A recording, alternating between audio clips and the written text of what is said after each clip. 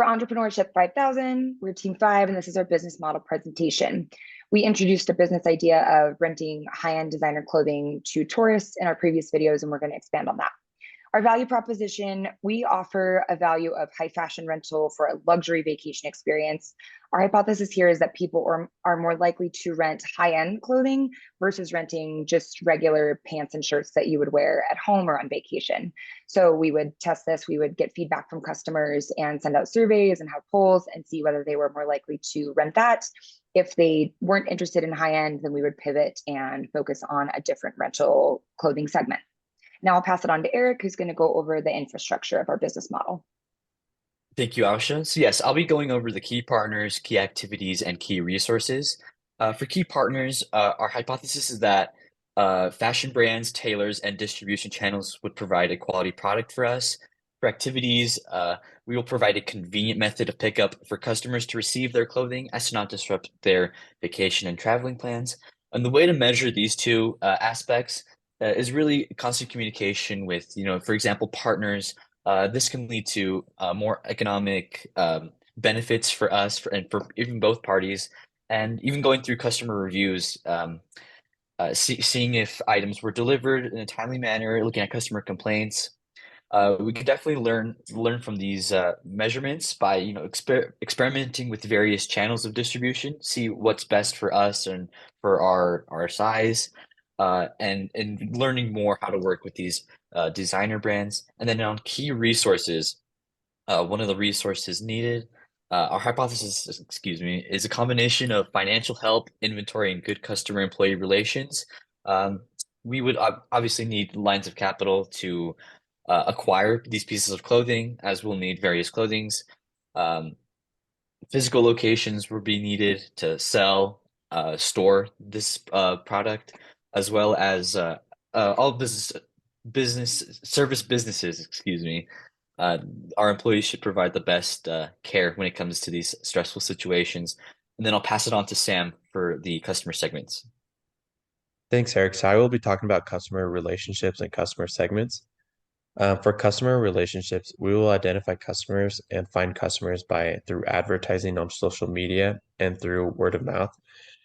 So for our hypothesis, this is assuming that we will find most of our customers through social media and word of mouth. We will measure if this is correct through surveys and the amount and possibly the amount of social media tags that we get tagged in online. And if this is not the case, then we will spend more money on advertising. For customer segments, we are creating value for the middle class, and we assume that they have the funds for vacationing, and also they are the ones that are a little bit cautious with spending money. And so that is our hypothesis of assuming that they are our target customers, which is the middle class. And we will measure this by possibly purchasing data from vacationing websites to see if they are the ones that are traveling and would be the most interested in renting clothing. And possibly if that's not the case, then we may need to adjust, which it could possibly be the business class of people that are traveling for business. Now I will pass it on to Leanne for channels. Thanks, Sam. So for channels, we can build by having customers reserve clothing, both online and in person. The customers can pick up their clothing either by our service delivery or in person. We can learn by this by receiving feedback from customers. And by receiving feedback from customers can tell us their experiment and if they liked the service that we provided. And we can measure this by having their feedback and saying, oh, okay, well, they preferred this, or they like this, or maybe they didn't like this. And we can all take that in, and we can just kind of measure to see what worked best, what didn't. And now I will pass it on to Asha. All right. We also covered our financial viability. So we went over our cost structure and revenue streams. There's obviously costs associated with inventory, storefront rental, storage, labor, insurance, licensing, delivery, dry cleaning, etc. Our most expensive resources would be the inventory and maintenance of the inventory, and that would also be our most important cost.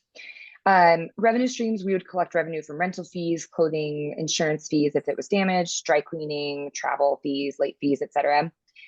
We could offer installment plans for people to pay over time to have a constant revenue stream as well. We could also shake up the high fashion industry, and we could encourage the reuse and sustainability within clothing, and designer brands may see that as beneficial for them as well, and they may seek advertising through our business. Now I'll pass it off on to Andrew, who covered the external parts of our business model.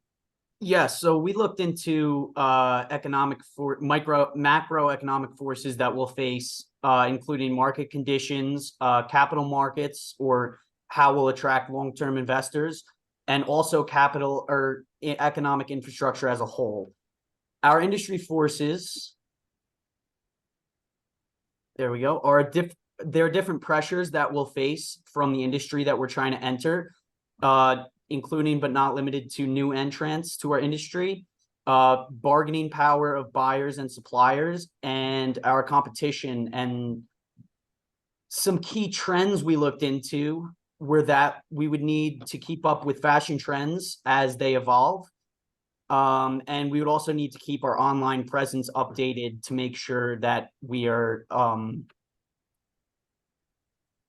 that we're catering to our customers.